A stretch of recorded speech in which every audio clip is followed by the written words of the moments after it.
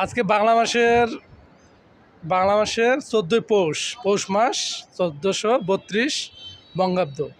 আর ইংরেজি হচ্ছে 29শে ডিসেম্বর 2025। তো আজকে সকাল থেকে কোনো সূর্যর দেখা নাই, রোদ নাই, কুয়াশা এবং পালা এবং ঝিরঝির করে বৃষ্টির মতো কুয়াশা পড়তেছে, এতই ঠান্ডা।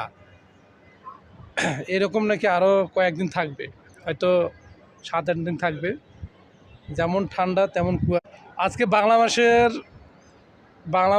14ই পৌষ মাস 1432 বঙ্গাব্দ।